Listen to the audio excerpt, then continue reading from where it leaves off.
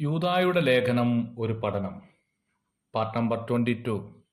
യൂദായുടെ ലേഖനം 12-ാം വാക്യത്തിലെ ഉണങ്ങിയ വൃക്ഷങ്ങൾ എന്ന പ്രയോഗത്തിലടങ്ങിയിരിക്കുന്ന ചില അർത്ഥങ്ങളെക്കുറിച്ചായിരുന്നു നാം ചിന്തിച്ചു വന്നത്. ഇലകൾ ഇല്ലാത്ത വൃക്ഷം, കായ്കനികളില്ലാത്ത വൃക്ഷം, വേരില്ലാത്ത വൃക്ഷം, ഇവയായിരുന്നു നാം ചിന്തിച്ചത്. രണ്ടുരു ചത്ത വൃക്ഷം എന്ന മറ്റൊരു പ്രയോഗവും ഇവിടെ കാണുന്നുണ്ട്.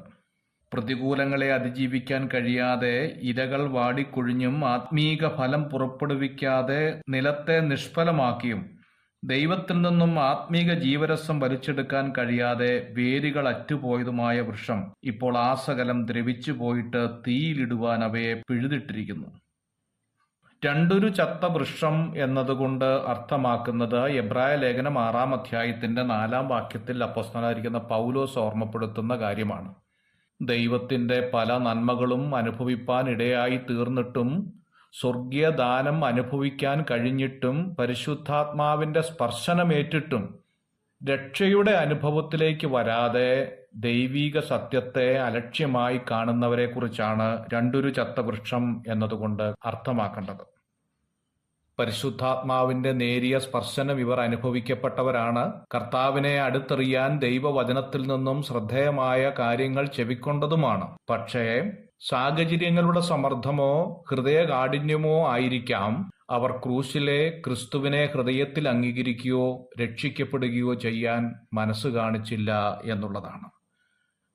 ആത്മീയ ലോകത്തിൽ, പ്രത്യേകിച്ച് നമ്മുടെ സഭാന്തരീക്ഷത്തിൽ ഇതുപോലുള്ള വ്യക്തി ജീവിതങ്ങളെ ധാരാളം കാണാൻ സാധിക്കുന്നുണ്ട്. ഇങ്ങനെയുള്ളവർ ദൈവിക വചനം പഠിക്കുവാൻ ക്ലാസുകളിൽ എത്തുകയും ആരാധനയിൽ പങ്കെടുക്കുകയും എന്തിനേറെ പറയുന്നു, സ്തോത്രക്കാഴ്ചയ്ക്ക് പോലും താല്പര്യമുള്ളവരാണ്. എന്നാൽ ഏറ്റുപറയാനോ കർത്താവിനെ ജനത്തിൽ സാക്ഷീകരിക്കാനോ അവർക്ക് താല്പര്യമില്ല എന്നുള്ളതാണ്. ആത്മീയ കൂട്ടത്തിൽ കൂടി ഒരു വ്യക്തിയായി മുമ്പോട്ട് പോകുക എന്നതിൽ മാത്രം അവർ താല്പര്യം കാണിക്കുന്നു എന്നുള്ളതാണ്. ഇങ്ങനെയുള്ളവരെയാണ് യൂദ രണ്ടുരു ചത്ത വൃക്ഷം എന്നതുകൊണ്ട് ഉദ്ദേശിക്കുന്നത്.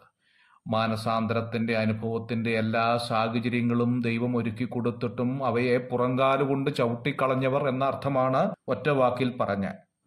ദൈവിക സ്പർശനമേറ്റവരാണെങ്കിൽ പോലും ദൈവത്തെ കാണേണ്ടതുപോലെ കാണാൻ, ഗ്രഹിക്കേണ്ടതുപോലെ ഗ്രഹിക്കാൻ ഇവർക്ക് കഴിയുന്നില്ല എന്നുള്ളതാണ്. ഇങ്ങനെയുള്ളവർ സഭയിൽ പലപ്പോഴും പ്രശ്നക്കാരായി മാറാറുണ്ട് എന്നുള്ളതാണ് വാസ്തവം. ദൈവിക സത്യങ്ങളെ പരിശുദ്ധാത്മാവിനാൽ ഗ്രഹിക്കേണ്ടതുപോലെ ഗ്രഹിക്കുന്നില്ല, എന്നാൽ അവർ അതിന് മുൻപന്തിയിൽ ഉണ്ട് എന്നുള്ളത് വാസ്തവം. ഉപദേശകാര്യങ്ങളെക്കുറിച്ചോ ദൈവവചനത്തിലെ സംശയങ്ങളെക്കുറിച്ചോ ഇത്തരക്കാരോട് ചോദിച്ചാൽ ഒരു ശുശ്രൂഷകൻ പറയുന്നതിനേക്കാൾ ഉപരിയായി വ്യക്തമായും ഇവർക്ക് പറയാൻ സാധിക്കും. പക്ഷേ ക്രിസ്തു ഹൃദയത്തിൽ ഇക്കൂട്ടരുടെ ഇല്ല എന്നുള്ളതാണ് വാസ്തവം. തങ്ങളുടെ ആയുസ്സിൽ പാപത്തിന് ദൈവത്തെങ്കിൽ നിന്ന് പരിഹാരം പ്രാപിക്കാതെ പാപജീവിതത്തിൽ തുടരുന്ന വ്യക്തി അന്ത്യന്യായവിധി ദിനത്തിൽ പൂർണ്ണ വ്യക്തിത്വത്തോടുകൂടി നിത്യാഗ്നിയിലേക്ക് മാറ്റപ്പെടുന്ന അവസ്ഥയാണ് യൂദ ഓർമ്മപ്പെടുത്തുന്നത്. നിത്യമരണം, ഇതിനെ രണ്ടാം മരണം എന്നാണ് വചനം വിളിക്കുന്നത്. വെളിപ്പാട് പുസ്തകം 20-ാം അധ്യായത്തിന്റെ 14-ാമത്തെ വാക്യം. ഈ നിത്യമരണത്തിൽ നിന്നും നമ്മെ വീണ്ടെടുപ്പാൻ അത്രേ കർത്താവായ യേശുക്രിസ്തു ക്രൂശിൽ മരിച്ചത് എന്ന കാര്യം നാം ഓർത്തിരിക്കണം. മഹാനായ D.L. മൂഡി ഇപ്രകാരം പറഞ്ഞിരിക്കുന്നു: ഒരിക്കൽ ജനിച്ചവൻ 2 പ്രാവശ്യം മരിക്കണം, 2 പ്രാവശ്യം ജനിച്ചവൻ ഒരിക്കൽ മരിച്ചാൽ മതിയാകും. God bless you.